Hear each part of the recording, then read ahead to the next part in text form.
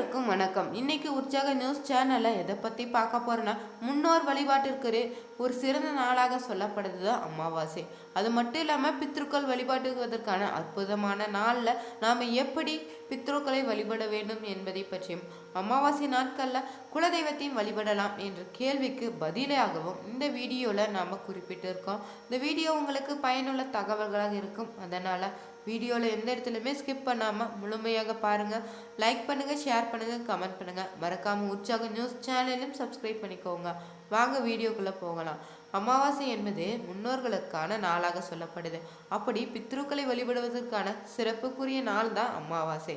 மாதந்தோறுமே வருகிற அமாவாசையில் தர்ப்பணம் முதலான காரியங்களை செய்து நம் முன்னோரை ஆதரித்தாலே, அவர்களை வணங்கினாலே நம் சந்ததியினரும் வளமும் செல்வத்துடன் வாழ்வாங்க என்பது உறுதியாகவே சொல்லலாம். மாத அமாவாசையானது சதய நட்சத்திரத்துடன் வருவதால பித்ருகளுக்கு மிகவும் திருப்தியை அளிக்கக்கூடிய காலமாகவே சொல்லலாம்.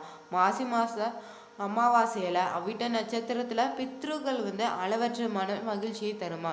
இந்த அமாவாசை நாள்ல பித்ருக்களை நினைத்து அன்னம் அல்லது தண்ணீர் தானம் செய்தாலே 10,000 ஆண்டுகள் பித்ருக்களை திருப்தி செய்த பலன் கிடைக்குமா. மாசி மாதம் வரும் அமாவாசையில புரட்டாதி நட்சத்திரத்துல வந்தால அந்த நன்னாள்ல சீராத்தம் செய்தாலே பித்ருக்கள் திருப்தி அடைந்து 1000 யுகங்கள் சுகமாக தூங்குவாங்களாம். விஷ்ணு புராணத்துல கூறியிருக்காங்க. நாமும் நம் முன்னோர்கள் வழிபாடு செய்து கடவுளின் அருளையுமே முன்னோர்களின் ஆசீர்வாதத்தையும் பரிபூர்ணமாக பெற முடியும். மாசி அமாவாசை நாளில் தர்ப்பணம் முதலான காரியங்கள் செய்வது முன்னோரை ஆதரித்து அவர்களை வணங்கினாலே வாழ்வல துன்பங்கள் இன்றி வாழலாமா. இந்நாளில் தீர்த்த தலங்களுக்கு சென்றும் தண்ணீர் இறைத்து அவர்களின் தாகத்தை தீர்க்கலாமா. இவ்வாறு செய்து வந்தாலே அவர்கள் செய்த பாவங்கள் நீங்கி அவர்களும் முக்தி அடைவதாக சொல்லப்படுது. நம் முன்னோர்கள் காகத்தன் வடிவில தான் வீட்டுக்கு வருவதாக ஐதீகம் இருக்கிறது. அன்று காகத்துக்கு உணவு அளிப்பது மிகவும் முக்கியமான நிகழ்வாகவே சொல்லலாம். பார்த்தோம்னா நம் முன்னோர்களுடைய வழிபாட்டிற்குரிய நாள் என்பதாலேயே நம்முடைய அந்த நாளில் விரதம் இருப்பதும் தர்ப்பணம் கொடுப்பதும் செய்தாலே தெய்வங்களுக்கு உரிய வழிபாடு மற்றும் நம்முடைய பிரச்சனைகள் தீர்வதற்கான பரிகாரமாகவே அமையுதான். அது மட்டும் இல்லாம இந்த நாளில் முன்னோர்களை வழிபட்ட பிறகுதான் நம்முடைய பிரச்சனைகள் தீர்வதற்கான வழிபாட்டை மேற்கொள்ளலாமா. பொதுவாக வாழ்க்கையில பார்த்தோம்னா நமக்கு ஏற்படும் பிரச்சனைகளுக்கு காரணம் தான் நம்முடைய கர்ம வினைகளாக சொல்றாங்க. இந்த கர்ம வினைகள் கழிவதற்கு உரிய பரிகாரங்களாக செய்வதற்கு மிகவும் ஏற்ற நாள் தான் அமாவாசை. நீண்ட நாட்களாக இருக்கும் கடன் பிரச்சனை தீர வேண்டுமா. நீண்ட நாட்களாக நீங்கள் எதிர்பார்த்து காத்திருந்த நல்ல செய்தி உங்கள் வீடு தேடி வர வேண்டும்னாலும், கர்ம வினைகள் விலகி நல்லது நடக்க வேண்டும்னாலும், பித்ரு தோஷம் பித்ரு சாபம் நீங்க வேண்டும்னாலும் அமாவாசையில இந்த எளிய பரிகாரத்தை செய்து பாருங்க. மாசி மாத அமாவாசை அன்று முன்னோர்கள் வழிபாட்டை முடித்த பிறகுதான் வீட்டுல பூஜை அறையில விளக்கேற்ற வேண்டுமா. பிறகு வீட்டுல பயன்படுத்த வைத்திருந்த வெள்ளமை அல்லது புதிதாக சிறு துண்டு அளவிற்கு பனை வெள்ளத்தையோ எடுத்துக்கொள்ள வேண்டும். அதில் ஒரு தட்டுல வைத்து வீட்டில் உள்ள அம்மன் படம் அல்லது குலதெய்வத்தன் படத்திற்கு முன்னாடி வைக்க வேண்டுமா. பிறகு அந்த வெள்ளத்தை உங்களின் வலது உள்ளங்கையில எடுத்து கண்களை மூடி உங்களின் வேண்டுதல் எதுவோ அதை சொல்லி வேண்டிக் கொள்ளுங்கள். நீங்க நீண்ட நாட்களாக எதிர்பார்த்த நல்ல செய்தி வர வேண்டும் என்பது உள்ள வேண்டுதல்களை முன்வைத்து வேண்டிக் கொள்ள வேண்டுமா. இப்படி செய்யும் போது பிறகு அந்த வெள்ளத்தை எடுத்துக்கொண்டு வீட்டின் நிலைவாசலுக்கு வெளியே சென்றும் அந்த வெள்ளத்தை பொடியாக ஆக்கி வீட்டினுடைய வெளிப்புறத்துல நிலைவாசலுக்கும் அருகில் தூவிவிட வேண்டுமா. இப்படி நீங்கள் தூவிவிடும் வெள்ளத்தை சிறிது நேரத்திலே நூற்றுக்கணக்கான எறும்புகள் எடுத்து செல்லுமா.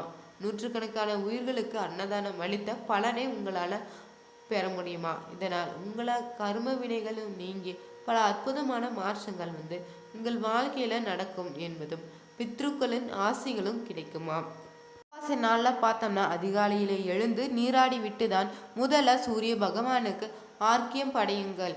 செம்பு பாத்திரத்துல தண்ணீர் நிரப்பியும் அதில் குங்குமம் சாதம் சேர்த்தும் ஓம் சூர்யாய நம என்று சொல்லி சூரியனுக்கு நீரை படைக்க வேண்டுமா. அப்படி சூரிய பகவானுக்கு தண்ணீர் வழங்கும் போதே இரு கைகளையுமே உயர்த்தி பானையில் இருந்து விழும் நீரையும் சூரிய பகவானை தரிசிக்க வேண்டுமா. தண்ணீரிலை கொடுக்கும்போது சூரியனை நேரடியாக பார்க்க கூடாதாம். சூரிய பூஜைக்கு பிறகுதான் துளசிக்கு நீர் ஊற்ற வேண்டுமா. தண்ணீர் கொடுத்த பிறகு துளசி செடியை சுற்றி வந்தும் வணங்கிவிட வேண்டுமா.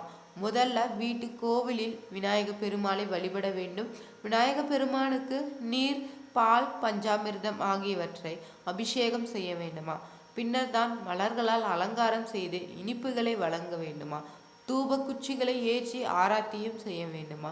விநாயகர் பூஜைக்கு பிறகுதான் சிவன், விஷ்ணு, ஸ்ரீ கிருஷ்ணரை வணங்க வேண்டுமா. அப்படி கிருஷ்ணரை வழிபடும் போதே துளசி இலைகளுடன் வெண்ணையும் சர்க்கரையும் வைத்து வழிபடுவது சிறப்பாக சொல்லப்படுது. கிரீம் கிருஷ்ணாய நம எனும் மந்திரத்தை உச்சரிக்க வேண்டுமா. வழிபாட்டை நம்ம அதிகாலையே செய்ய வேண்டுமா.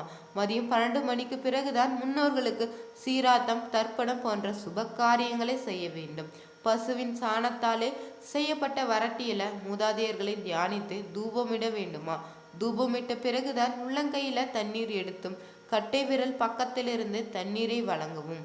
முடிந்தவரை அன்றைய தினமே யாரையாவது ஒருவருக்கு அன்னதானம் செய்வது பாவங்களை போக்குவதாக சொல்லப்படுது. அமாவாசை நாட்களை நம்ம கட்டாயம் செய்ய வேண்டிய விஷயங்கள் பார்த்தோம்னா, சூரிய அஸ்தமனத்திற்கு பிறகுதான் மாலையில துளசிக்கு அருகில தீபம் ஏற்றியும் மாலைக்கு பிறகுதான் துளசியை தொடக்கூடாது என்பதை நினைவில் கொள்ள வேண்டுமா. தூரத்தில் இருந்து துளசியை வழிபடுவது நல்லதா. அமாவாசை அன்று வீட்டில் அருகே எங்காவது குளம் இருந்தாலே மீன்கள் இருக்கும் இடத்துல மீன்களுக்கு மாவு உருண்டைகளை கொடுக்கலாமா. வீட்டில் பசுனை தீபம் ஏற்றவும் ஏழை எளியவர்களுக்கு அவரவர் தகுதிக்கேற்ப தானமும் அளிக்கலாமா. அமாவாசை அன்று சிவன் கோயிலுக்கு சென்றும் சிவலிங்கத்திற்கு செப்பு பாத்திரத்துல நீரை படைக்கலாமா. ஓ நமச்சிவாய என்று மந்திரத்தை உச்சரிக்க வேண்டும். அனுமன் கோயிலுக்கும் சென்று விளக்கேற்றி ஹனுமனை பாடலை பாடி துதிக்க வேண்டுமா. இப்படி செய்வதன் மூலமாவே நம்ம குடும்பத்துல உள்ள பித்ருதோஷம், நம் தெரியாமல் செய்த பாவங்கள், சாபங்கள் என அனைத்தும் விலகி நம் முன்னோர்கள் முழு ஆசையும் கிடைக்கும் என்பது ஐதீகமாக சொல்லப்படுது. அமாவாசை அன்று முன்னோர்களுக்கு செய்ய வேண்டிய திதி தர்ப்பணம் செய்து முடித்த பிறகு கூடவே சேர்ந்து குலதெய்வத்தை வழிபாடு செய்வது, பிரார்த்தனை வைத்தாலே குடும்ப கஷ்டங்கள் தீருவதாக சொல்லப்படுது. திருமணமாகி ரொம்ப நாள் ஆகியும் குழந்தை வரம் இல்லாதவங்களும் குழந்தை பாக்கியம் கிடைக்க, திருமண வயதை கடந்தும் இன்னும் திருமணம் நடக்காதவங்களும் கூட திருமணம் நடக்கவும், சுபகாரிய தடைகள் உடைய வீட்டில் இருக்கும் தீராத கஷ்டங்கள் தீர அமாவாசை அன்று குலதெய்வ வழிபாட்டத்தினை மேற்கொள்ளலாமா. மாசி மாசம் அமாவாசையில தெய்வங்களுடைய வழிபாடு ரொம்ப ரொம்ப சிறப்பாக சொல்லப்படுது. மாசி அமாவாசையில மாசான கொள்ளை என்ற வழிபாடு அங்காள பரமேஸ்வர் கோயில்களை பிரசித்தியாகவும் நடைபெறுமா. தீய சக்திகளை எல்லாமே அழித்து நல்ல சக்தியை இந்த பூமியில நிலைநாட்டுவதற்காகவே அம்பாள் அவதரித்த ஒரு சொரூப நாள் தான் அங்காள பரமேஸ்வரி சுரூபம். உங்களுடைய குலதெய்வம் இப்படி உக்கிர அம்மனாக இருந்தால அந்த அம்பாளுக்கு செய்யக்கூடிய வழிபாட்டு முறைகளை இந்த அமாவாசை நாளே தவறாமல் செய்திடணுமா. குலதெய்வ கோவிலுக்கு சென்றும் அங்கு நடக்கும் விசேஷ பூஜைகளையும் கலந்து கொண்டு பிரார்த்தனையும் செய்யலாமா. குலதெய்வம் முக்கியமான அம்பாளாக இருந்தாலே மேல் சொன்ன வழிபாட்டை நீங்க தவற விடாதீங்க. எங்களுடைய குலதெய்வ அம்பாள் இல்லை, முக்கியமான தெய்வங்கள் வழிபாடு எங்களுடைய குடும்பத்தில் இல்லை என்பவங்க குலதெய்வ கோயிலுக்கு சென்று உங்கள் வழக்கம்படி உங்களுடைய வழிபாட்டினை மேற்கொள்ளலாம். வீட்டுக்கு பக்கத்துல இருக்கக்கூடிய ஏதாவது அம்பாள் கோயிலுக்கும் நாளைக்குமா கோயில் அமாவாசை என்று கோயிலுக்கு சென்று அம்மனை வழிபாட்டு செய்யலாம். 2 மண் அகல் விளக்குகளை நல்லெண்ணெய் ஊற்றி திரி போட்டு விளக்கு ஏற்றி வைத்துவிட்டு வீட்டு வழிபாட்டை மேற்கொள்ளலாம். அமாவாசை அன்று காலை எழுந்து ஆறு, கடல் போன்ற நீர்நிலைகளுக்கு சென்று நீராடி தர்ப்பணம் கொடுக்க வேண்டுமா. ராக காலம், யமகண்டம் ஆகியவை தர்ப்பணத்துக்கு பொருந்தாதா. மதிய வேலை தர்ப்பணத்துக்கு உகந்த நேரமாக சொல்லப்படுது.